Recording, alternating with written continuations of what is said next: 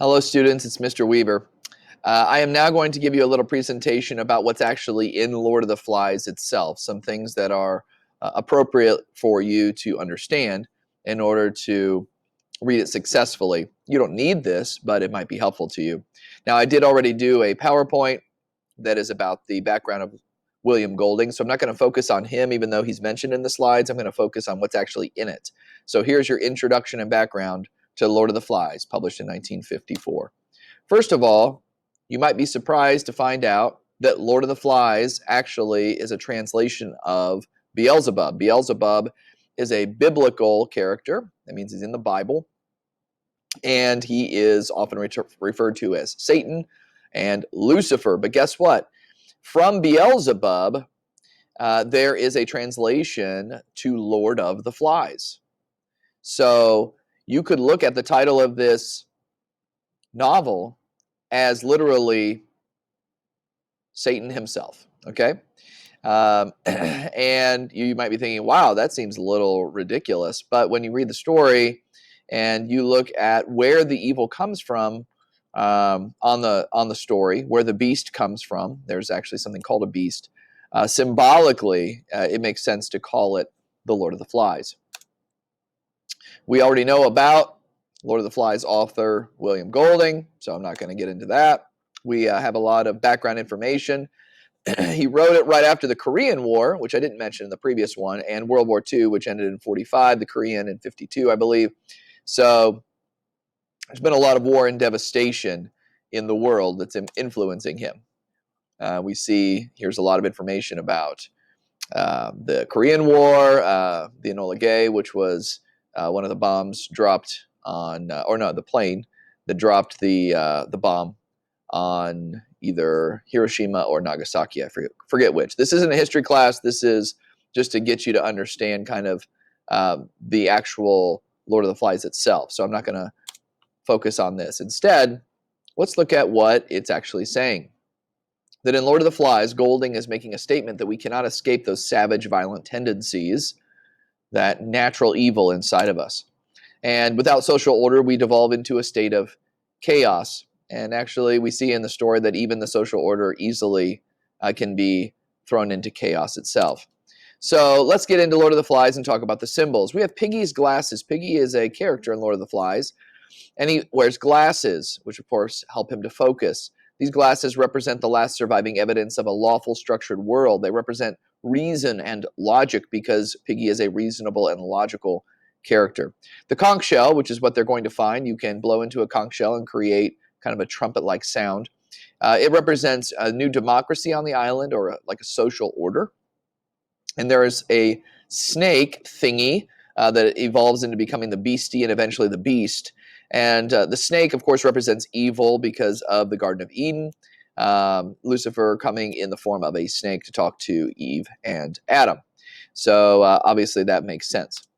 Then we have some important images. The beast on the island. This is the imaginary evil that is projected onto the island by the boy's paranoia, or you could argue from the boy's imagination, from the boy's nature itself.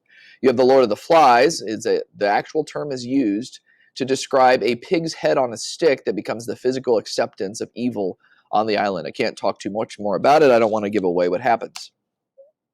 There's some other terms to remember, things like microcosm. It's a small world that represents the world at large. And one could argue that the island is a microcosm. It's a small island, a small world that represents the world at large. And so what happens on the island, you can see in a micro level what happens in the world at a macro level. And then you have the Edenic, which means Eden-like. And this story is set in an Eden-like paradise that is eventually destroyed because of the actions of the characters, just like the Garden of Eden, biblically, is abandoned by Adam and Eve because of their evil tendencies or their sin. One character, let's just go through the characters. Ralph is the good guy, okay? You can read this if you like. It describes him. He's the good guy, the protagonist, the one who is trying to do righteous things on the island. Then we have Piggy. Now, well, I should probably say he's not perfect, guys. He's definitely not perfect. You're going to see the way that he treats Piggy is not very kind. But he's still looked at as the protagonist. Piggy is the analytical one, the intellectual. He has asthma. He needs glasses, so he has some some limitations to him, just like scientific reasoning may have some limitations as well. He represents the scientific rational side of civilization and social order, at least a desire for social order. Next, we have Jack. He has red hair with a black snake clasp. There's that snake again. He's ugly. He's cruel, manipulative, represents our savage instincts played out. He represents evil. Simon is a skinny, vivid little boy who meditates and faints. He's connected with the spiritual world. He has this innate goodness to him, a spiritual goodness. It's going to be very important to watch this character develop and what happens to him. Next, we have Roger. He's just evil.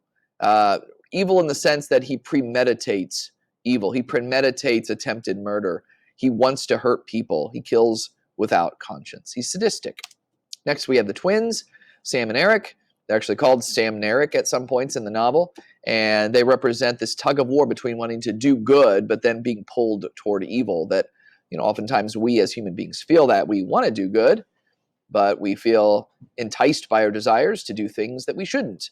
And so we either make good decisions to avoid it or we give in.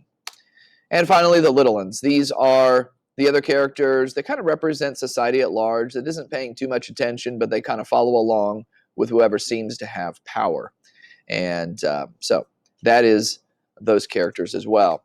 So I hope that this presentation has been helpful in understanding where we're going to be going as we start reading Lord of the Flies, who the characters are, the symbolism, even the title itself and what it means. A lot of that is going to be just a lot of kind of appetizer as we start the main dish of the novel itself and read the actual language and experience the actual mood and tone and all of those great things with literature. So I hope that you're getting excited about it. I sure am.